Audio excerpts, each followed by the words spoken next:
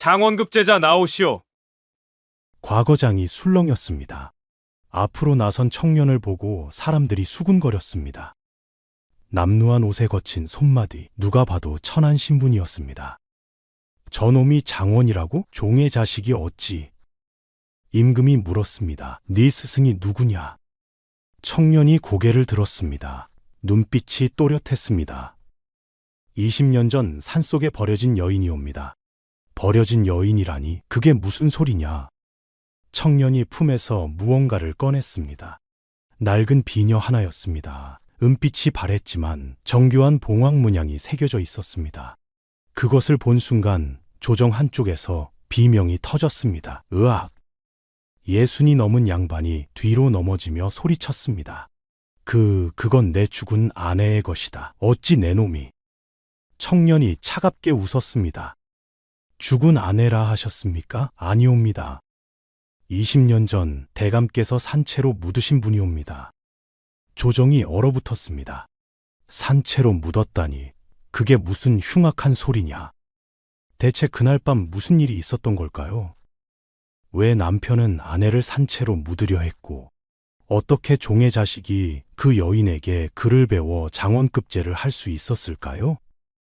오늘 이야기 시작하기 전에 구독과 좋아요 한 번만 눌러주세요. 여러분의 작은 응원이 제게는 큰 힘이 됩니다.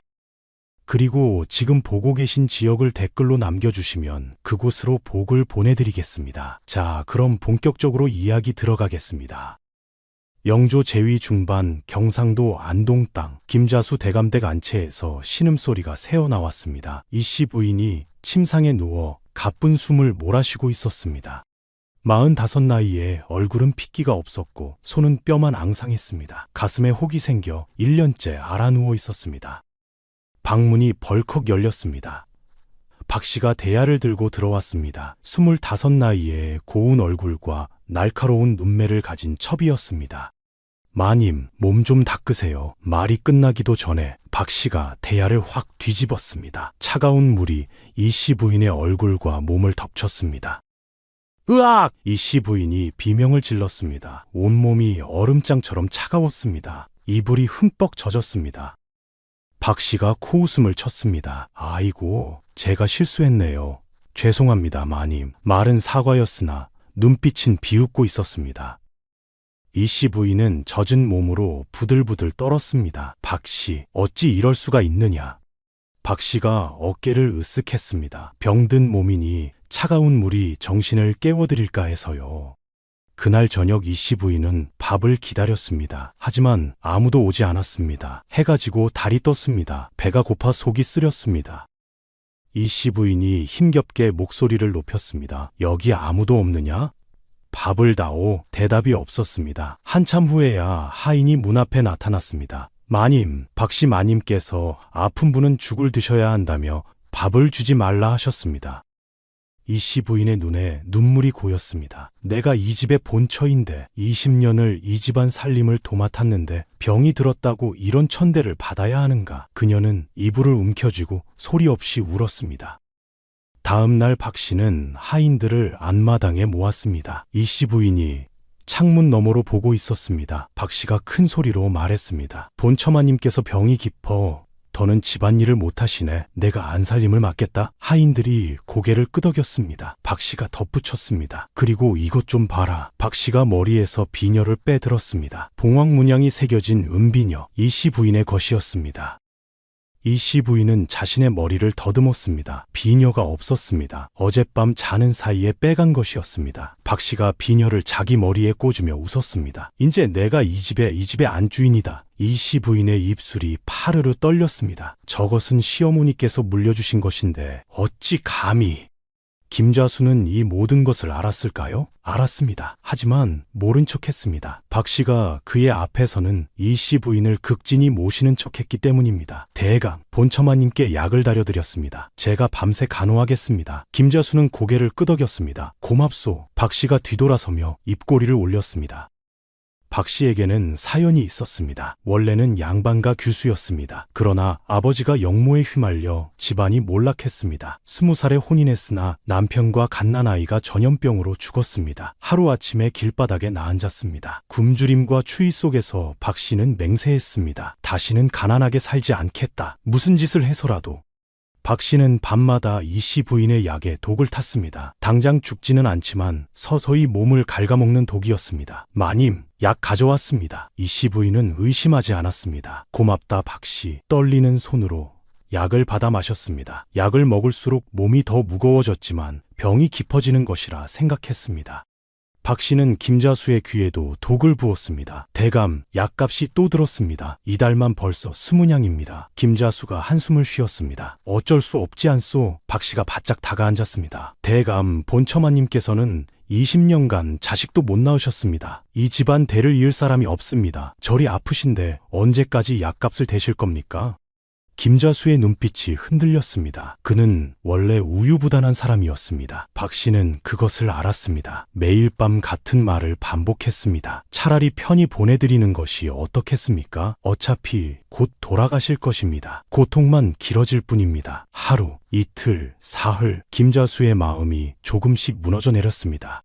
한편 이 집에는 만득이라는 종이 있었습니다. 35 나이에 성실하고 마음이 착한 사내였습니다. 그에게 이 씨 부인은 특별한 분이었습니다. 5년 전 만득이의 아들 돌쇠가 열병을 앓았습니다. 죽을 고비였습니다. 그때 이 씨 부인이 자신의 약을 나누어 주었습니다. 만득아, 이것으로 내 아들을 살려라. 만득이는 그 자리에서 엎드려 울었습니다. 마님, 이 은혜는 죽어도 잊지 못하겠습니다. 어느 날 저녁 만득이는 땡감을 나르다가 사랑채 뒤를 지나게 되었습니다. 안에서 대화가 들렸습니다. 내일 밤으로 하겠소. 김자수의 목소리였습니다. 예, 대감. 제가 뒷산 깊은 골짜기에 자리를 봐두었습니다. 박 씨의 목소리였습니다. 만득이는 숨을 죽였습니다. 정말 이래야 하겠소. 어차피 곧 돌아가실 것입니다. 편히 보내드리는 것입니다. 만득이는 온몸이 얼어붙었습니다. 마님을 산에 묻는다고? 살아계신 분을? 땡감을 든 손이 부들부들 떨렸습니다. 그날 밤 자시, 김자수가 이 씨 부인을 업었습니다. 이 씨 부인은 의식이 흐릿했습니다. 여보, 어디 가는 겁니까? 좋은 데로 가는 거요. 김자수의 목소리가 떨렸습니다. 박 씨가 앞장서서 횃불을 들었습니다. 셋이서 어둠 속으로 사라졌습니다. 만득이가 멀찍이 뒤를 따랐습니다. 심장이 터질 것 같았습니다. 1시쯤 걸었을까요? 깊은 골짜기에 도착했습니다. 땅에 이미 구덩이가 파여 있었습니다. 김자수가 이 씨 부인을 내려놓았습니다. 이 씨 부인이 희미하게 눈을 떴습니다. 여보, 여기가 어디입니까? 김자수가 대답하지 않았습니다. 박 씨가 날카롭게 말했습니다. 어서 하세요, 대감. 김자수가 이 씨 부인을 구덩이에 넣었습니다. 이 씨 부인이 그제야 깨달았습니다. 여보, 설마 나를 묻으려는 겁니까? 김자수가 고개를 돌렸습니다. 흙을 집어 뿌리기 시작했습니다. 안 돼요. 제발 살려주세요. 이 씨 부인이 발버둥 쳤습니다. 하지만 몸에 힘이 없었습니다. 흙이 점점 쌓여갔습니다. 여보, 20년을 함께 했는데 어찌 이럴 수가 있습니까? 김자수의 눈에서 눈물이 흘렀습니다. 하지만 손은 멈추지 않았습니다. 박 씨가 재촉했습니다. 빨리 하세요. 날이 밝기 전에 끝내야 합니다. 만득이는 나무 뒤에 숨어 주먹을 물었습니다. 뛰쳐나가고 싶었습니다. 하지만 종이 양반을 막으면 죽습니다. 그의 몸이 부들부들 떨렸습니다. 마님의 신음소리가 점점 작아졌습니다. 흙이 다 덮였습니다. 김자수가 털썩 주저앉았습니다. 미안하오, 미안하오. 박 씨가 그의 팔을 잡아 일으켰습니다. 대감, 가시지요. 이제 끝났습니다. 둘이서 산을 내려갔습니다. 횃불이 점점 멀어졌습니다.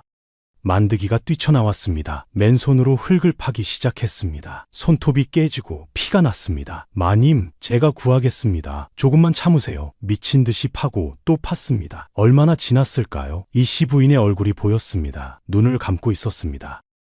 만득이가 이 씨 부인을 끌어올렸습니다. 귀를 가슴에 대었습니다. 희미하게 심장이 뛰고 있었습니다. 살아계시다. 만득이는 울음을 터뜨렸습니다. 마님, 제가 구했습니다. 이제 괜찮습니다. 이 씨 부인을 업고 산속 깊이 들어갔습니다. 동쪽 하늘이 희미하게 밝아오고 있었습니다. 만득이는 밤새 산길을 걸었습니다. 이 씨 부인을 업은 등이 땀으로 흠뻑 젖었습니다. 숨이 턱까지 차올랐지만 멈출 수 없었습니다. 해가 뜨기 전에 깊은 산속으로 들어가야 했습니다. 발밑에 나뭇가지가 부러지는 소리가 났습니다. 만드기는 귀를 기울였습니다. 혹시 뒤따라오는 사람이 있는 건 아닐까? 다행히 고요했습니다. 만드기는 다시 발걸음을 재촉했습니다. 동이 틀 무렵 만드기는 산속 깊은 곳에 있는 움막에 도착했습니다. 사냥꾼들이 쓰다버린 곳이었습니다. 지붕은 허물어져 가고 벽은 군데군데 구멍이 났습니다. 하지만 지금은 이곳밖에 없었습니다. 만드기는 조심스럽게 이씨 부인을 눕혔습니다. 이씨 부인의 얼굴은 창백했고 숨소리는 가늘었습니다. 만드기는 불을 피웠습니다. 젖은 옷을 말려야 했습니다. 해가 중천에 떴을 때 이씨 부인이 눈을 떴습니다. 천장을 멍하니 바라보았습니다. 여기가 어디냐? 목소리가 갈라졌습니다. 만드기가 급히 다가갔습니다. 마님, 정신이 드셨습니까? 소인 만드기옵니다. 이씨 부인이 고개를 돌렸습니다. 만드기? 네가 왜 여기에? 이씨 부인의 눈동자가 흔들렸습니다. 그녀는 천천히 기억을 더듬었습니다. 산속 구덩이, 흙이 얼굴을 덮던 순간 남편의 눈물, 박씨의 차가운 웃음. 이씨 부인의 눈에서 눈물이 흘러내렸습니다. 그래, 기억난다. 남편이 나를 묻었지. 20년을 함께한 남편이. 이씨 부인은 이불을 움켜쥐었습니다. 손가락이 하얗게 질렸습니다. 만드기가 조심스럽게 입을 열었습니다. 마님, 소인이 구해드렸습니다. 대감과 박씨는 마님이 돌아가신 줄 알고 있습니다. 이씨 부인이 벌떡 몸을 일으켰습니다. 그자들이 나를 죽였어. 산채로 묻었어. 목소리가 떨렸습니다. 이씨 부인의 눈빛이 달라졌습니다. 슬픔이 분노로 바뀌었습니다. 박씨를 죽이겠다. 그년이 나를 이 지경으로 만들었어. 김좌수도 죽이겠다. 20년을 바쳤는데 나를 흙 속에 파묻다니. 이씨 부인이 이를 악물었습니다. 눈에 불꽃이 일었습니다. 만드기는 등골이 서늘해졌습니다. 부처님처럼 온화하던 마님의 눈에서 살기가 느껴졌습니다. 만드기가 무릎을 꿇었습니다. 마님, 제발 진정하십시오. 복수하시면 안 됩니다. 이씨 부인이 날카롭게 쏘아보았습니다. 왜 안 되느냐? 그자들이 나를 죽이려 했는데. 만드기가 고개를 조아렸습니다. 마님께서 살아계신 것이 알려지면 대감이 가만히 있지 않을 것입니다. 마님을 다시 죽이려 할 것입니다. 그리고 소인도 죽습니다. 마님을 구한 죄로 온 가족이 죽습니다. 만드기의 목소리가 떨렸습니다. 이씨 부인은 입을 다물었습니다. 만드기의 말이 맞았습니다. 지금 나서면 모두가 죽습니다. 하지만 분노는 사라지지 않았습니다. 그럼 나는 어찌해야 하느냐? 이대로 죽은 사람으로 살아야 하느냐? 평생 이 산속에서 숨어 살아야 하느냐? 이씨 부인의 눈에서 눈물이 쏟아졌습니다. 억울하다. 너무 억울하다. 그 무렵 김자수 집에서는 장례가 치러지고 있었습니다. 빈 관이 마당에 놓였습니다. 하인들이 곡을 했습니다. 박씨는 상복을 입고 슬픈 척했습니다. 아이고, 본처마님, 어찌 이리 갑자기 가셨습니까? 눈물을 훔치는 신용을 했습니다. 김자수는 멍하니 앉아 있었습니다. 그의 눈은 초점을 잃었습니다. 정말 이래야 했나? 마음 한구석이 무거웠습니다.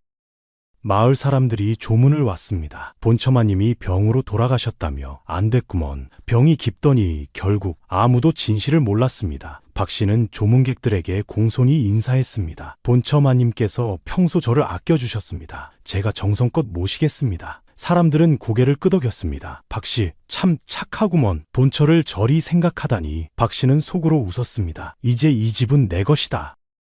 장례가 끝나자 박씨는 본색을 드러냈습니다. 하인들에게 명령했습니다. 본처마님 물건을 모두 치워라. 이제 필요 없다. 이씨 부인의 옷가지와 책들이 광에 던져졌습니다. 박씨는 안방을 차지했습니다. 이씨 부인이 쓰던 화장대 앞에 앉았습니다. 거울에 비친 자신의 얼굴을 보며 미소 지었습니다. 드디어 내가 이 집의 안주인이다. 이제 아무도 나를 무시하지 못해. 만드기는 이 모든 것을 지켜보며 이를 악물었습니다. 저것들이 마님을 죽여놓고 저리 태어나다니. 하지만 내색할 수 없었습니다. 티를 내면 의심받습니다. 만드기는 평소처럼 일했습니다. 땡감을 나르고 마당을 쓸었습니다. 밤이 되면 몰래 산으로 올라갔습니다. 이씨 부인에게 음식을 가져다 주었습니다. 마님, 죽을 가져왔습니다. 드십시오. 이씨 부인은 며칠째 밥을 먹지 않았습니다. 입맛이 없었습니다. 살고 싶지 않았습니다. 만드기가 애원했습니다. 마님, 드셔야 합니다. 굶으시면 정말 돌아가십니다. 이씨 부인이 힘없이 대답했습니다. 차라리 죽는 게 나을지도 모른다. 이렇게 숨어 사느니 만드기의 눈에 눈물이 고였습니다. 마님, 제발 그런 말씀 마십시오. 마님께서 돌아가시면 소인은 어찌합니까? 만드기가 자신의 손을 보여주었습니다. 손톱이 깨지고 굳은 살이 박혀 있었습니다. 마님을 구하려고 맨손으로 땅을 팠습니다. 이 손이 아픕니다. 하지만 마님이 살아계시니 아프지 않습니다. 마님께서 돌아가시면 이 손은 헛것이 됩니다. 소인의 아들도 마님 덕에 살았습니다. 마님, 사주십시오. 만드기가 땅에 엎드렸습니다. 이씨 부인의 눈에서 눈물이 흘렀습니다. 이 종이 목숨을 걸고 나를 구했다. 그런데 내가 스스로 죽겠다니 그것은 이 사람의 희생을 헛되게 하는 것이다. 이씨 부인은 떨리는 손으로 숟가락을 들었습니다. 죽을 한술 떴습니다. 목구멍으로 넘어갔습니다. 따뜻했습니다. 알겠다, 만드가. 살겠다. 하지만 언젠가 반드시 복수하겠다. 이 분노를 잊지 않겠다. 이씨 부인의 눈빛이 타올랐습니다.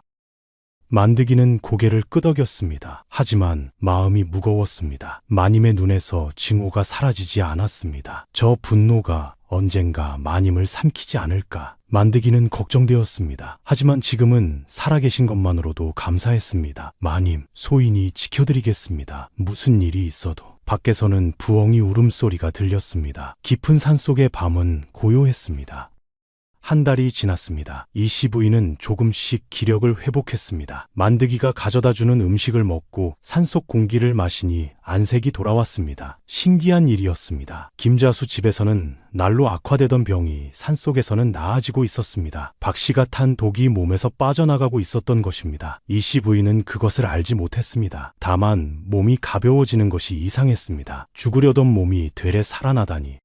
어느 날 오후였습니다. 이씨 부인은 움막 앞에서 햇볕을 쬐고 있었습니다. 새소리가 들렸습니다. 바람이 나뭇잎을 흔들었습니다. 평화로웠습니다. 하지만 마음은 평화롭지 않았습니다. 눈을 감으면 그날 밤이 떠올랐습니다. 흙이 얼굴을 덮던 순간, 숨을 쉴 수 없던 공포, 남편의 차가운 눈빛. 이씨 부인은 주먹을 쥐었습니다. 언젠가 반드시.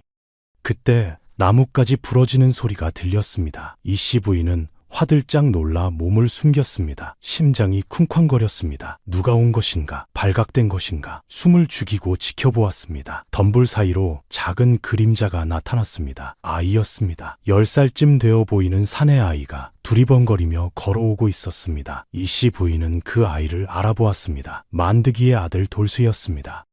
돌쇠가 움막을 발견했습니다. 눈이 휘둥그레졌습니다. 여기 사람이 사나? 호기심에 가득 찬 눈으로 다가왔습니다. 이씨 부인은 어쩔 줄 몰랐습니다. 들키면 안 되는데. 하지만 이미 늦었습니다. 돌쇠가 움막 안을 들여다보았습니다. 그리고 이씨 부인과 눈이 마주쳤습니다. 돌쇠가 소리를 질렀습니다. 으악, 귀신이다. 이씨 부인이 급히 입을 막았습니다. 조용히 해라. 나는 귀신이 아니다. 돌쇠가 부들부들 떨었습니다. 그럼 누구세요? 이씨 부인은 잠시 망설였습니다. 어떻게 설명해야 할까? 그때 돌쇠의 눈이 커졌습니다. 어디서 본 것 같은데 혹시 대감댁 본처마님 아니세요? 돌쇠는 영리한 아이였습니다. 이씨 부인의 얼굴을 기억하고 있었습니다.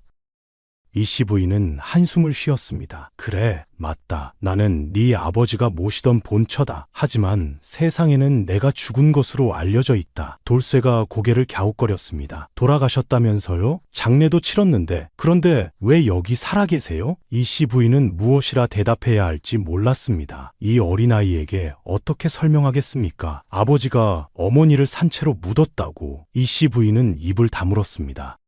그날 저녁 만드기가 음식을 가지고 왔습니다. 움막에 들어서자마자 얼굴이 하얗게 질렸습니다. 돌쇠가 앉아 있었기 때문입니다.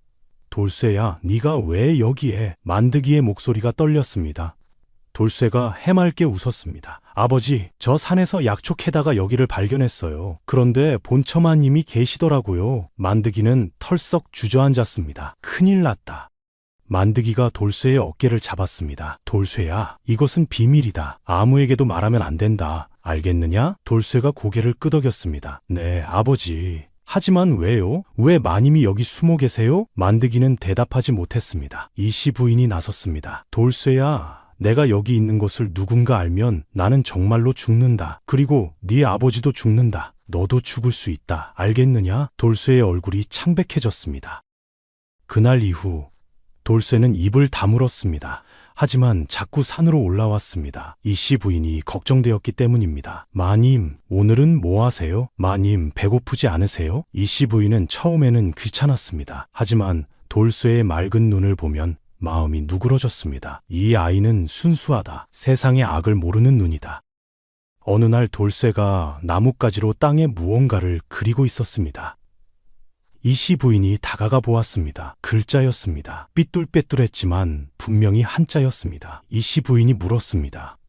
돌쇠야, 이것이 무엇이냐? 돌쇠가 눈을 빛냈습니다. 하늘천이에요. 마을 서당 앞을 지나다가 훈장님이 가르치시는 것을 봤어요. 이씨 부인의 가슴이 뛰었습니다. 이씨 부인은 돌쇠를 자세히 살펴보았습니다. 눈빛이 총명했습니다. 듣는 것을 한 번에 알아들었습니다. 이 아이는 머리가 좋다. 그를 가르치면 크게 될 수 있겠다. 이씨 부인의 마음에 무언가가 움트렀습니다. 20년간 자식이 없었습니다. 가르칠 사람이 없었습니다. 자신이 배운 것을 전해줄 사람이 없었습니다. 그런데 이 아이가 나타났습니다. 이씨 부인은 만드기를 불렀습니다. 만드가, 내가 돌쇠에게 글을 가르치고 싶다. 만드기는 깜짝 놀랐습니다. 마님, 그게 무슨 말씀이십니까? 종의 자식이 글을 배워 무엇하겠습니까? 이씨 부인이 고개를 저었습니다. 이 아이는 다르다. 머리가 비상하다. 제대로 가르치면 큰 인물이 될 수 있다. 만드기는 머뭇거렸습니다. 하지만 마님, 종이 글을 알면 오히려 불행해집니다. 신분은 바뀌지 않는데 아는 것만 많으면. 이씨 부인이 만드기의 손을 잡았습니다. 네가 내 목숨을 살렸다. 그 은혜를 어찌 갚겠느냐. 내가 가진 것이라고는 이 머릿속에 든 글뿐이다. 그것을 네 아들에게 주겠다. 이것이 내가 할 수 있는 유일한 보답이다. 만드기의 눈에 눈물이 고였습니다. 마님, 이씨 부인이 미소 지었습니다. 오랜만에 짓는 미소였습니다. 그리고 나도 이유가 생겼다. 살아야 할 이유가. 그날 밤부터 수업이 시작되었습니다. 달빛 아래 이씨 부인이 땅에 글자를 썼습니다. 이것이 하늘천이다. 이것이 땅지다. 돌쇠가 눈을 반짝이며 따라 썼습니다. 하늘천, 땅지. 이씨 부인의 가슴이 따뜻해졌습니다. 증오로 가득 찼던 마음에 작은 빛이 들어왔습니다. 이 아이를 가르치는 것, 이것이 나의 새로운 삶이다. 만드기는 멀리서 지켜보았습니다. 마님의 얼굴에 생기가 돌았습니다. 복수심에 불타던 눈빛이 조금 누그러졌습니다. 만드기는 안도했습니다. 마님께서 살 이유를 찾으셨다. 하지만 걱정도 되었습니다. 이 비밀이 언제까지 지켜질 수 있을까? 들키는 날이 오면 어찌 될까? 만드기는 하늘을 올려다보았습니다. 부디 아무 일 없기를. 산속의 밤은 깊어갔습니다. 3년이 흘렀습니다. 돌쇠는 13살이 되었습니다. 키가 훌쩍 자랐고 눈빛은 더욱 총명해졌습니다. 이씨 부인의 가르친 덕에 천자문을 다 뗐고 사서삼경을 읽기 시작했습니다. 밤마다 산속 움막에서 글을 배웠습니다. 이씨 부인은 엄격했습니다. 돌쇠야, 이 구절의 뜻이 무엇이냐? 돌쇠가 막힘없이 대답했습니다. 인자요산이란 어진 사람은 산을 좋아한다는 뜻입니다. 이씨 부인이 고개를 끄덕였습니다. 잘했다. 돌쇠는 배움에 목말랐습니다. 스승님, 더 가르쳐주세요. 이씨 부인은 미소 지었습니다. 이 아이는 천재다. 내가 10년 걸려 배운 것을 3년 만에 익혔다. 이씨 부인의 마음에 자부심이 솟았습니다. 동시에 복수심도 타올랐습니다. 이 아이가 크게 되면 세상에 진실을 알릴 수 있다. 나를 묻은 자들이 벌을 받게 할 수 있다. 하지만 그 생각을 할 때마다 돌쇠의 맑은 눈이 떠올랐습니다. 이 아이를 복수의 도구로 써도 되는 것일까?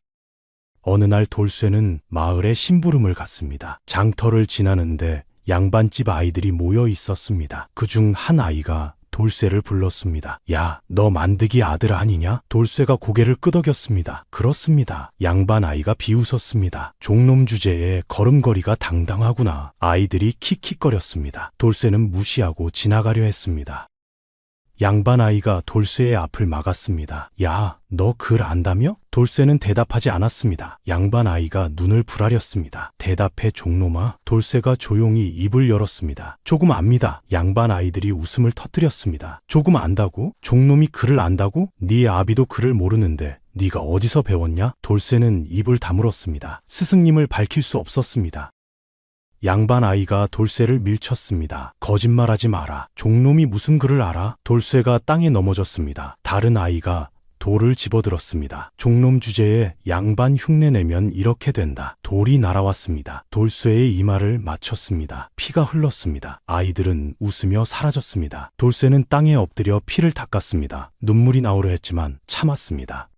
그날 밤 돌쇠가 산으로 올라왔습니다. 이씨 부인이 이마의 상처를 보고 화들짝 놀랐습니다. 이게 어찌된 일이냐? 돌쇠가 고개를 숙였습니다. 아무것도 아닙니다. 이씨 부인이 상처를 치료하며 다그쳤습니다. 솔직히 말해라. 누가 이랬느냐? 돌쇠는 결국 털어놓았습니다. 마을 아이들이 종놈이 그를 안다고 때렸습니다. 이씨 부인의 손이 멈췄습니다. 이씨 부인의 눈빛이 어두워졌습니다. 내가 이 아이를 불행하게 만드는 것인가? 그를 가르치는 것이 오히려 독이 되는 것인가? 이씨 부인이 조용히 물었습니다. 돌쇠야, 힘드냐? 그만두고 싶으냐? 돌쇠가 고개를 번쩍 들었습니다. 눈빛이 단호했습니다. 아닙니다. 저는 계속 배우겠습니다. 맞아도 괜찮습니다. 무식한 것보다 낫습니다. 이씨 부인의 가슴이 뭉클했습니다. 이씨 부인이 돌쇠의 어깨를 잡았습니다. 돌쇠야, 잘 들어라. 세상은 불공평하다. 너는 종으로 태어났다는 이유로 멸시받는다. 하지만 네 가치는 네가 증명하는 것이다. 지금은 맞아도 참아라. 언젠가 네 실력이 세상을 놀라게 할 것이다. 돌쇠의 눈에 눈물이 고였습니다. 예, 스승님, 알겠습니다. 이씨 부인은 돌쇠를 꼭 안았습니다. 이 아이가 내 희망이다. 한편 김자수 집에서는 이상한 소문이 돌고 있었습니다. 박 씨가 하인에게서 들었습니다. 마님, 이상한 소문이 있습니다. 무엇이냐? 만드기 아들 돌쇠가 그를 안다고 합니다. 박 씨의 눈이 번뜩였습니다. 종놈의 자식이 그를 안다고? 그게 무슨 소리냐? 하인이 고개를 끄덕였습니다. 마을 아이들이 그러는데 돌쇠가 그를 줄줄 읽는다고 합니다. 박 씨는 의아했습니다. 만드기도 글을 모르는데 누가 가르쳤단 말이냐? 분명 이상하다. 박 씨는 만드기를 불렀습니다. 만드기가 고개를 숙이고 들어왔습니다. 만드가 내 아들이 글을 안다며? 만드기의 얼굴이 굳었습니다. 무슨 말씀이십니까, 마님? 박 씨가 눈을 가늘게 떴습니다. 거짓말하지 마라. 마을에서 소문이 자자하다. 네 아들이 어디서 글을 배웠느냐? 만드기는 식은땀이 흘렀습니다. 마님, 아이가 서당 앞을 지나다가 어깨너머로 배운 것입니다. 대단한 것이 아닙니다. 박 씨가 코웃음을 쳤습니다. 어깨너머로? 그래서 사서 삼경을 읽는다고? 만드기의 가슴이 철렁 내려앉았습니다. 어떻게 아셨습니까? 박 씨가 날카롭게 말했습니다. 내가 모를 줄 알았느냐? 내 놈 집을 뒤져보겠다. 그날 밤 박 씨는 하인들을 데리고 만드기의 행랑채를 수색했습니다. 구석구석 뒤졌습니다. 이불 밑, 광 안, 부엌 구석. 만드기는 떨리는 마음으로 지켜보았습니다. 다행히 그를 가르치는 것은 산속 움막에서 했습니다. 집에는 증거가 없었습니다. 박 씨가 짜증을 냈습니다. 없군. 하지만 분명 뭔가 있다. 박 씨는 수색을 멈추지 않았습니다. 며칠 후 박 씨는 결정적인 것을 발견했습니다. 만드기가 버린 종이 뭉치를 찾은 것입니다. 돌쇠가 연습한 글씨가 적혀 있었습니다. 박 씨가 그것을 펼쳐보다가 얼굴이 하얗게 질렸습니다. 손이 부들부들 떨렸습니다. 이 필체는? 박 씨는 그 글씨체를 알아보았습니다. 이씨 부인의 것이었습니다. 20년간 같은 집에 살았습니다. 본처의 글씨를 몰랐을 리 없습니다. 박 씨가 중얼거렸습니다. 본처 필체다. 이건 분명히 본처 필체야. 하지만 그럴 리가 없어. 내가 직접 묻는 것을 봤는데 박 씨의 머릿속이 복잡해졌습니다. 설마 살아있는 것인가? 그럴 리가 없어. 하지만 이 글씨는? 박 씨의 얼굴에 두려움이 스쳤습니다. 만약 살아있다면, 만약 진실이 드러난다면 나는 끝이다. 그 무렵 김자수는 아내의 무덤을 찾았습니다. 빈 무덤인 줄도 모르고 술을 따랐습니다. 여보, 미안하오. 내가 잘못했소. 눈에서 눈물이 흘렀습니다. 당신을 그렇게 보내면 안 됐는데 내가 나약했소? 김자수는 통곡했습니다. 박 씨가 멀리서 이를 지켜보았습니다. 눈빛이 차가워졌습니다. 저 사람의 마음이 흔들리고 있어. 위험해. 본처가 살아있다면 더욱 위험해. 빨리 확인해야 해.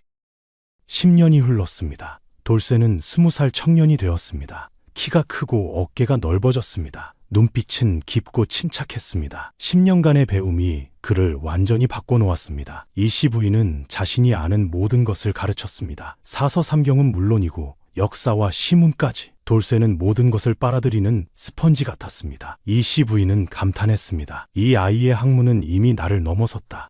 마을에서는 돌쇠의 소문이 자자했습니다. 서당 훈장이 돌쇠를 보고 감탄했습니다. 저 아이는 종이 아니라 선비감이다. 내가 가르친 양반 자제들보다 낫다. 훈장은 돌쇠에게 몰래 책을 빌려주기도 했습니다. 네 재주가 아깝구나. 신분만 달랐어도. 돌쇠는 고개를 숙였습니다. 감사합니다, 훈장님. 하지만 저는 제 운명을 원망하지 않습니다.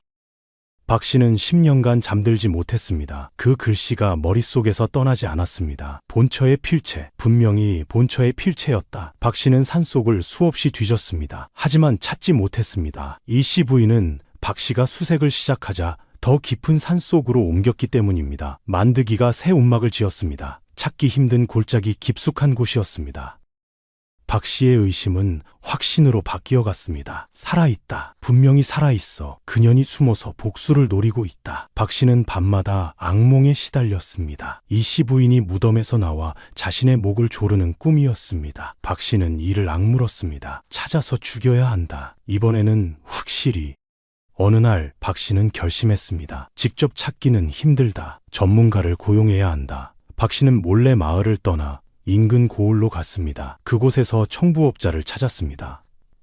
사람을 찾아 죽여주는 자들이었습니다. 박 씨가 돈주머니를 내밀었습니다. 산속에 숨어 사는 여인을 찾아라. 찾으면 죽여라. 흔적도 남기지 마라. 청부업자가 고개를 끄덕였습니다. 알겠습니다, 마님. 보름 후 자객들이 산으로 들어왔습니다. 3명이었습니다. 날카로운 눈과 단검을 가진 자들이었습니다. 그들은 산속 구석구석을 뒤졌습니다. 이 씨 부인은 위험을 감지했습니다. 산속에 낯선 발자국이 있었습니다. 누군가 나를 찾고 있다. 이 씨 부인은 만드기에게 알렸습니다. 만드기의 얼굴이 하얗게 질렸습니다. 마님, 박 씨가 보낸 자들인 것 같습니다. 그날 밤이었습니다. 이 씨 부인이 움막에서 잠들어 있었습니다. 자객들이 움막을 발견했습니다. 드디어 찾았다. 그들은 조용히 다가갔습니다. 손에는 단검이 번뜩였습니다. 움막 안에 불빛이 보였습니다. 자객의 우두머리가 손짓했습니다. 들어간다. 그들이 문을 열려는 순간이었습니다. 만드가, 조심해. 만드기의 외침이 들렸습니다. 만드기는 밤늦게 음식을 가져오다가 자객들을 발견한 것입니다. 자객들이 돌아보았습니다. 만드기가 횃불을 들고 서 있었습니다. 이놈이 뭐냐? 자객이 칼을 빼들었습니다. 만드기는 떨렸지만 물러서지 않았습니다. 마님을 건드리지 마라. 만드기가 횃불을 휘둘렀습니다. 자객이 비웃었습니다. 종놈 주제에 칼이 번뜩였습니다. 만드기의 팔을 베었습니다. 으악! 만드기가 비명을 질렀습니다. 피가 뿜어져 나왔습니다. 하지만 만드기는 쓰러지지 않았습니다. 횃불을 자객에게 던졌습니다. 자객의 옷에 불이 붙었습니다. 으악! 자객이 소리를 지르며 뒹굴었습니다. 이 씨 부인이 움막에서 뛰쳐나왔습니다. 눈앞의 광경을 보고 얼어붙었습니다. 만드기가 피를 흘리며 서 있었습니다. 두 자객이 칼을 들고 다가오고 있었습니다. 만드가, 이 씨 부인이 소리쳤습니다. 만드기가 외쳤습니다. 마님, 도망치십시오. 빨리요. 만드기는 다시 자객들 앞을 막아섰습니다. 멈춰라. 나를 먼저 죽여야 마님을 건드릴 수 있다. 자객이 칼을 휘둘렀습니다. 만드기의 등을 베었습니다. 만드기가 무릎을 꿇었습니다. 피가 땅을 적셨습니다. 하지만 고개를 들었습니다. 마님, 어서요. 이 씨 부인은 눈물을 흘리며 뛰기 시작했습니다. 자객이 뒤쫓으려 했습니다. 만드기가 자기의 다리에 다리를 잡았습니다. 안 돼. 자객이 발로 만드기의 머리를 찼습니다. 만드기가 쓰러졌습니다. 이 씨 부인은 산속 깊이 도망쳤습니다. 숨이 턱까지 차올랐습니다. 다리가 후들거렸습니다. 뒤에서 발소리가 들렸습니다. 자객들이 쫓아오고 있었습니다. 어디로 간 거냐, 그년이. 이 씨 부인은 바위 뒤에 숨었습니다. 심장이 터질 것 같았습니다. 제발, 제발 지나가라. 자객들이 근처를 어슬렁거렸습니다. 분명 이쪽으로 갔는데 한참을 찾다가 포기했습니다. 젠장 놓쳤다. 다음에 다시 오자. 날이 밝았습니다. 이 씨 부인은 떨리는 다리로 움막으로 돌아왔습니다. 만드기가 피투성이로 쓰러져 있었습니다. 숨이 붙어 있었습니다. 이 씨 부인이 울부짖었습니다. 만드가, 정신 차려라. 나 때문이다. 내가 살아있어서 네가 이 꼴이 됐다. 만드기가 힘겹게 눈을 떴습니다. 마님, 괜찮으십니까? 이 씨 부인의 눈에서 눈물이 쏟아졌습니다. 이 씨 부인은 만드기의 상처를 치료했습니다. 다행히 깊지는 않았습니다. 하지만 피를 많이 흘렸습니다. 만드기가 힘없이 말했습니다. 마님, 더 깊은 곳으로 가셔야 합니다. 저들이 다시 올 것입니다. 이 씨 부인은 고개를 끄덕였습니다. 그녀의 마음속에서 분노가 타올랐습니다. 박씨, 그년이 보낸 것이다. 나를 죽이려고. 이번에는 정말로. 이씨 부인의 눈빛이 어두워졌습니다. 복수해야 하나, 전현을 죽여야 하나. 하지만 돌쇠의 얼굴이 떠올랐습니다. 이 아이는 어쩌고. 이씨 부인은 더 깊은 산속으로 옮겼습니다. 사람의 발길이 닿지 않는 곳이었습니다. 그녀는 밤마다 생각에 잠겼습니다. 20년을 숨어 살았다. 복수할 기회도 있었다. 저들이 나를 다시 죽이려 한다. 나도 저들을 죽여야 하는가. 이씨 부인의 마음은 갈라졌습니다. 하지만 돌쇠를 가르칠 때면 그 분노가 누그러졌습니다. 이 아이의 맑은 눈, 이 아이를 위해서라도 징후에 빠지면 안 된다. 하지만 쉽지 않았습니다. 자객 사건 이후 한 달이 지났습니다. 만드기의 상처는 아물었지만 흉터가 남았습니다. 이씨 부인은 새 움막에서 숨죽여 살았습니다. 박씨가 다시 자객을 보낼지 모른다는 두려움이 있었습니다. 하지만 교육은 멈추지 않았습니다. 돌쇠가 밤마다 찾아왔습니다. 이씨 부인은 더욱 열심히 가르쳤습니다. 시간이 없다는 것을 알았기 때문입니다. 어느 날 밤이었습니다. 돌쇠가 공부를 마치고 이씨 부인을 바라보았습니다. 눈빛이 진지했습니다. 스승님, 무엇이냐 돌쇠야. 스승님께 여쭤볼 것이 있습니다. 이씨 부인은 긴장했습니다. 무엇을 묻고 싶으냐? 돌쇠가 천천히 입을 열었습니다. 스승님은 대체 누구십니까? 왜 이 깊은 산속에 숨어 계십니까? 이씨 부인의 손이 떨렸습니다. 10년간 이 질문을 피해왔습니다. 하지만 돌쇠는 이제 어린아이가 아니었습니다. 20살 청년이었습니다. 똑똑했습니다. 스승님께서는 양반가 교수이십니다. 필체도, 말씨도, 가르침도 모두 그것을 보여줍니다. 종놈의 아들에게 이렇게 학문을 가르칠 이유가 없습니다. 무언가 숨기고 계십니다. 돌쇠의 눈빛이 날카로웠습니다. 이씨 부인은 한숨을 쉬었습니다. 이 아이에게 언제까지 숨길 수 있겠는가? 돌쇠야, 내가 말해주마. 하지만 들으면 후회할지도 모른다. 돌쇠가 고개를 저었습니다. 저는 진실을 알고 싶습니다. 스승님께서 10년간 저를 가르치셨습니다. 저는 스승님을 믿습니다. 무엇이든 받아들이겠습니다. 이씨 부인의 눈에 눈물이 고였습니다. 이씨 부인이 천천히 이야기를 시작했습니다. 나는 안동 김좌수의 본처였다. 20년 전 남편이 나를 산채로 묻었다. 첫 박씨가 꾸민 일이었다. 네 아버지가 나를 구해주었다. 그래서 나는 이렇게 숨어 살고 있다. 돌쇠의 얼굴이 점점 창백해졌습니다. 이씨 부인은 모든 것을 말했습니다. 박씨의 학대, 약에 탄 독, 그날 밤의 공포, 자객까지. 돌쇠는 말을 잃었습니다. 한참을 침묵했습니다. 그러다 입을 열었습니다. 그럼 스승님께서 저를 가르치신 이유가? 이씨 부인은 고개를 숙였습니다. 돌쇠가 떨리는 목소리로 물었습니다. 저를 복수의 도구로 쓰신 겁니까? 제가 크면 스승님을 대신해서 복수하라고. 그래서 저를 가르치신 겁니까? 이씨 부인의 심장이 멈추는 것 같았습니다.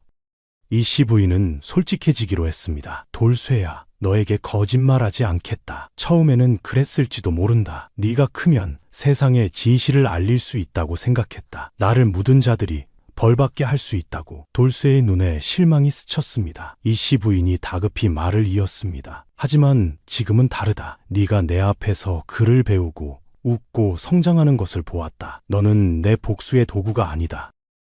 이씨 부인이 돌쇠의 손을 잡았습니다. 돌쇠야, 너는 내 아들이나 다름없다. 내가 낳지는 않았지만 내가 키웠다. 네 성장이 내 기쁨이었다. 네가 훌륭한 사람이 되는 것이 내 소원이다. 복수는 나의 짐이다. 너에게 지우고 싶지 않다. 이씨 부인의 눈에서 눈물이 흘렀습니다. 돌쇠의 눈시울도 붉어졌습니다.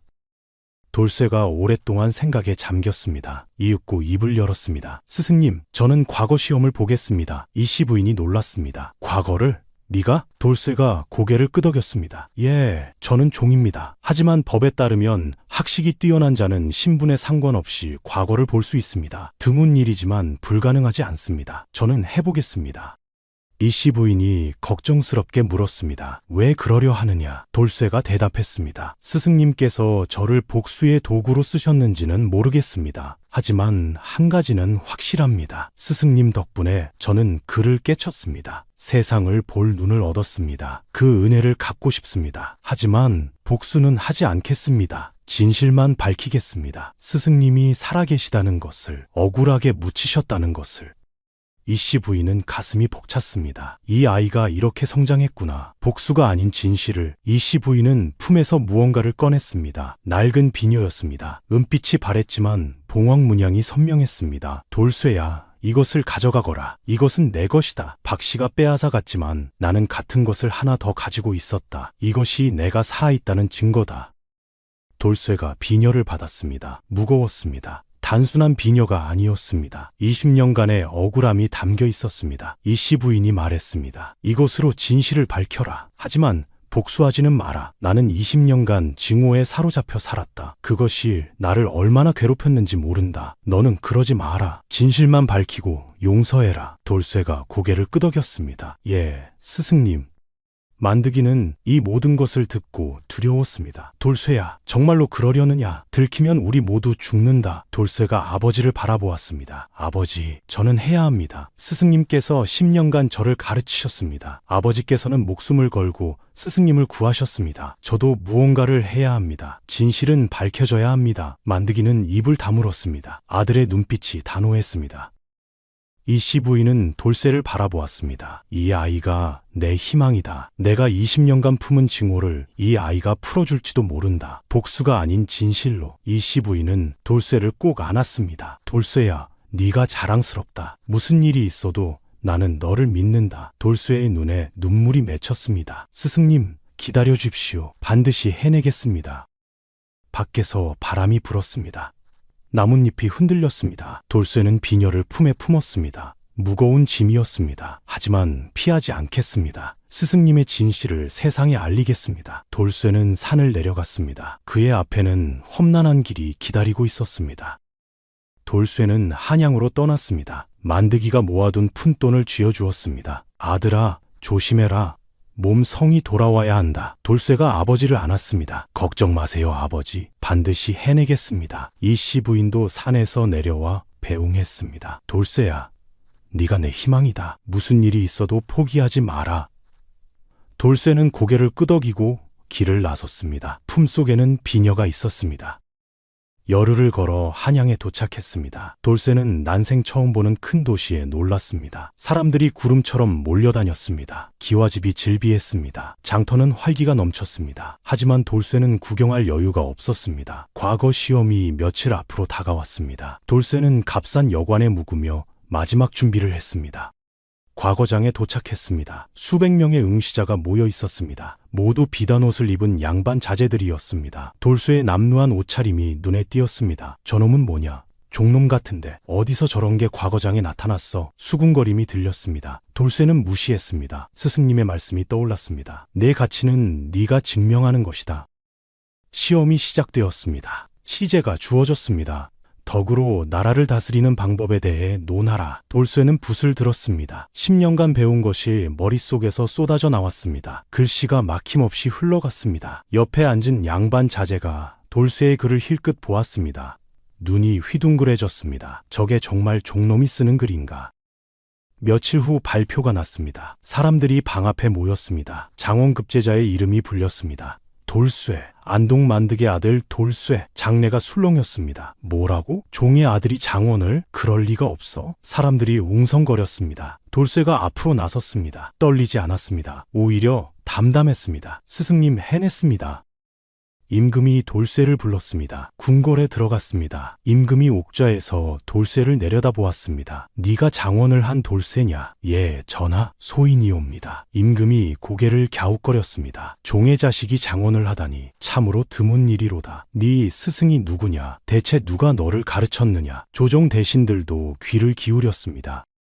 돌쇠가 고개를 들었습니다. 소인의 스승은 20년 전 산속에 버려진 여인이옵니다. 조정이 술렁였습니다. 산속에 버려진 여인이라니 그게 무슨 소리냐? 임금이 눈살을 찌푸렸습니다. 자세히 말해보거라. 돌쇠가 품에서 비녀를 꺼냈습니다. 은빛이 바랬지만 봉황 문양이 선명했습니다. 이것이 증거이옵니다. 그 순간이었습니다. 조정 한쪽에서 비명이 터졌습니다. 으악! 60이 넘은 양반이 뒤로 넘어졌습니다. 김자수였습니다. 얼굴이 하얗게 질렸습니다. 그건 내 죽은 아내의 것이다. 어찌 내 놈이? 돌쇠가 김자수를 똑바로 바라보았습니다. 죽은 아내라 하셨습니까? 아니옵니다. 20년 전 대감께서 산채로 묻으신 분이옵니다.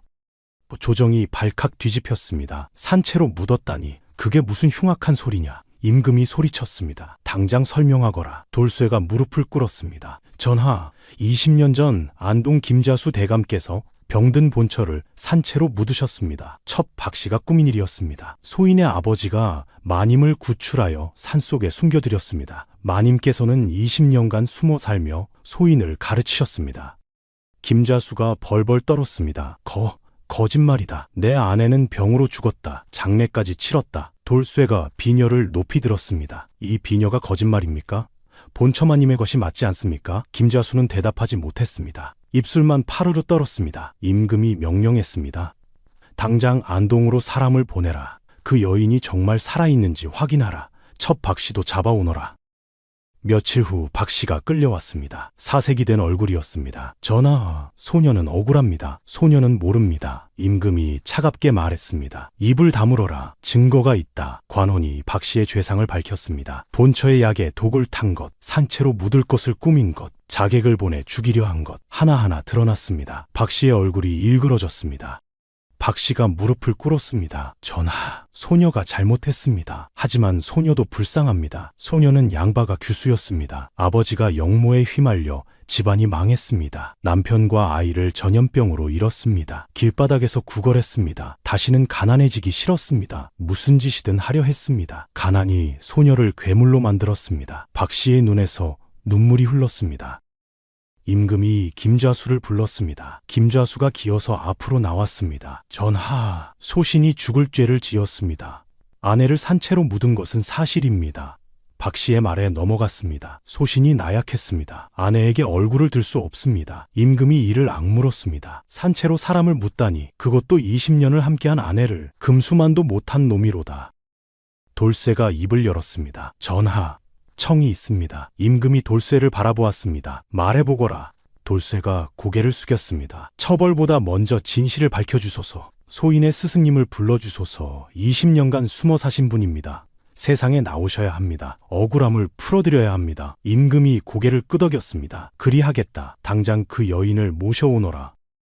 조정에서 웅성거림이 계속되었습니다. 산채로 묻힌 여인이 20년간 살아있었다니, 종의 아들을 가르쳐 장원급제시키다니, 세상에 이런 일이. 사람들은 믿을 수 없다는 표정이었습니다. 돌쇠는 조용히 서 있었습니다. 스승님, 이제 세상에 나오실 때가 되었습니다. 진실이 밝혀집니다.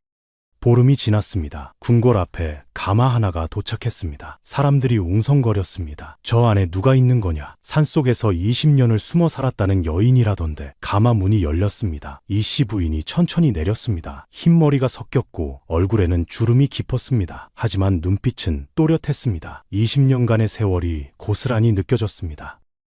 이씨 부인이 궁궐로 들어갔습니다. 수많은 눈이 그녀를 지켜보았습니다. 저 여인이 산채로 묻혔다가 살아났다는 사람이라고. 이씨 부인은 개의치 않았습니다. 당당히 걸었습니다. 임금 앞에 무릎을 꿇었습니다. 전하, 안동 김자수의 본처 이씨이옵니다. 20년간 산속에서 숨어 살았습니다. 이제야 세상에 나왔습니다. 임금이 고개를 끄덕였습니다. 고생이 많았겠구나. 이씨 부인이 대답했습니다. 전하, 소녀는 억울했습니다. 20년을 함께한 남편에게 버림받았습니다. 산채로 묻혔습니다. 하지만 소녀는 복수하지 않았습니다. 종의 아들을 가르치며 살았습니다. 그것이 소녀의 삶이었습니다. 임금의 눈빛이 부드러워졌습니다. 참으로 대단하구나. 그때 김자수가 앞으로 기어 나왔습니다. 얼굴이 초췌했습니다. 며칠간 잠을 자지 못한 것이 역력했습니다. 여보, 김자수의 목소리가 떨렸습니다. 이씨 부인이 돌아보았습니다. 두 사람의 눈이 마주쳤습니다. 20년 만이었습니다. 김자수의 눈에서 눈물이 흘렀습니다. 당신이 살아있었구나. 내가 큰 죄를 지었소. 이씨 부인은 김자수를 한참 바라보았습니다. 입을 열었습니다. 20년간 당신을 증오했습니다. 김자수가 몸을 떨었습니다. 이씨 부인이 계속했습니다. 흙이 얼굴을 덮을 때 당신 눈을 봤습니다. 눈물을 흘리면서도 손을 멈추지 않았습니다. 그것이 20년간 나를 괴롭혔습니다. 어찌 그럴 수 있었습니까? 20년을 함께 했는데. 김자수가 땅에 엎드렸습니다. 죽여주시오. 내가 죽을 죄를 지었소. 당신을 버린 죄, 박씨의 말에 넘어간 죄, 나약했던 죄, 모두 내 죄요. 죽여주시오. 김자수는 울부짖었습니다. 조정이 숨죽여 지켜보았습니다. 이씨 부인의 얼굴에 아무런 표정이 없었습니다. 한참의 침묵이 흘렀습니다. 이씨 부인이 입을 열었습니다. 당신을 죽이고 싶었습니다. 매일 밤 그 생각을 했습니다. 복수할 기회도 있었습니다. 하지만 하지 않았습니다. 김좌수가 고개를 들었습니다. 왜 그랬소? 이씨 부인이 돌쇠를 바라보았습니다. 저 아이 때문입니다. 저 아이가 나를 바꿨습니다. 이씨 부인의 눈에 눈물이 맺혔습니다. 저 아이를 가르치며 깨달았습니다. 증오는 나를 가두는 감옥이었습니다. 복수심에 사로잡혀 있는 동안 나는 자유롭지 못했습니다. 흙 속에서 빠져나왔지만 마음은 여전히 묻혀 있었습니다. 하지만 저 아이의 맑은 눈을 보며 조금씩 풀렸습니다. 증오를 놓아야 내가 살 수 있었습니다. 이씨 부인이 김좌수 앞으로 다가갔습니다. 당신을 용서합니다. 김좌수가 멍하니 올려다보았습니다. 이씨 부인이 말을 이었습니다. 당신이 잘못했습니다. 그것은 변하지 않습니다. 하지만 나는 더 이상 당신을 증오하지 않겠습니다. 그것이 나를 위한 것입니다. 증오는 당신이 아니라 나를 망가뜨립니다. 김좌수는 울음을 터뜨렸습니다. 고맙소, 고맙소.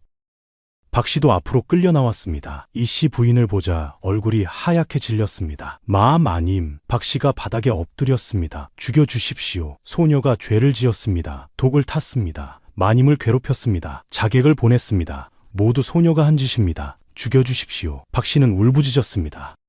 이씨 부인이 박씨를 내려다보았습니다. 너를 미워했다. 매일 밤 내 목을 조르는 상상을 했다. 하지만 지금은 다르다. 너도 불쌍하다. 가난이 너를 그렇게 만들었다. 네가 처음부터 악인은 아니었을 것이다. 박씨가 고개를 들었습니다. 눈물범벅이 된 얼굴이었습니다. 마님, 이씨 부인이 한숨을 쉬었습니다. 너도 용서하겠다. 하지만 네 죄는 네가 갚아야 한다. 임금이 판결을 내렸습니다. 김좌수는 관직을 삭탈당했습니다. 재산 절반을 이씨 부인에게 돌려주었습니다. 박씨는 관비로 보내졌습니다. 하지만 이씨 부인이 청했습니다. 전하, 목숨만은 살려주소서. 임금이 고개를 끄덕였습니다. 그대의 뜻을 따르겠다. 박씨는 목숨을 건졌습니다. 눈물을 흘리며 이씨 부인에게 절을 올렸습니다. 만드기 가족에게도 은혜가 내려졌습니다. 임금이 선포했습니다. 만드기와 그 가족을 양민으로 삼는다. 종의 신분에서 벗어났습니다. 만드기는 땅에 엎드려 울었습니다. 감사합니다, 전하. 돌쇠도 벼슬을 받게 되었습니다. 하지만 돌쇠가 사양했습니다. 전하, 소인은 벼슬을 원하지 않습니다. 임금이 의아해했습니다. 그럼 무엇을 원하느냐? 돌쇠가 대답했습니다. 소인은 고향으로 돌아가겠습니다. 가난한 아이들을 가르치겠습니다. 소인이 스승님께 받은 은혜를 다른 아이들에게 베풀겠습니다. 임금이 미소 지었습니다. 참으로 기특하구나. 그대의 뜻을 따르겠다. 이씨 부인의 눈에서 눈물이 흘렀습니다. 돌쇠야, 네가 자랑스럽다. 모든 일이 마무리되었습니다. 이씨 부인이 돌쇠의 손을 잡았습니다. 네가 내 목숨을 살렸다. 네 아버지가 흙 속에서 나를 꺼냈지만 네가 증오의 감옥에서 나를 꺼냈다. 돌쇠가 고개를 저었습니다. 아닙니다, 스승님. 스승님께서 저를 살리셨습니다. 무지에서 건져주셨습니다. 세상을 볼 눈을 주셨습니다. 두 사람은 서로를 안았습니다. 이씨 부인이 돌쇠에게 말했습니다. 베품을 받은 자가 베품을 이어가는 것, 이것이 진정한 보답이다. 네 아버지가 나를 살렸다. 나는 너를 가르쳤다. 너는 다른 아이들을 가르칠 것이다. 이 은혜의 고리가 끊어지지 않기를 바란다. 돌쇠가 고개를 끄덕였습니다. 예, 스승님, 반드시 그리하겠습니다. 복은 깃털처럼 가볍고 화는 산처럼 무겁다고 했습니다. 하지만 용서는 그 무거운 산도 옮길 수 있습니다. 이씨 부인은 20년간의 증오를 내려놓았습니다. 그리고 비로소 자유로워졌습니다. 돌쇠는 고향으로 돌아가 가난한 아이들을 가르쳤습니다. 그 중에서 또 다른 인재가 나왔습니다. 베품의 고리는 끊어지지 않았습니다. 오늘 이야기는 여기까지입니다. 끝까지 들어주셔서 감사합니다. 여러분 가정에도 복이 가득하시길 바랍니다.